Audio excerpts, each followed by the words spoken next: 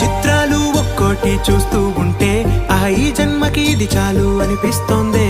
నువ్వు నా కంట పడకుండా నా వెంట పడకుండా ఇన్నాళ్ళెక్కడ ఉన్నావే. నీ కన్నుల్లో ఆనందం వస్తుందంటే నేనెన్నెన్నో యుద్ధాలు చేస్తానులే. నీ చిరునవ్వుకై నేను గెలుపొంది వస్తాను హామీ ఇస్తున్నానులే.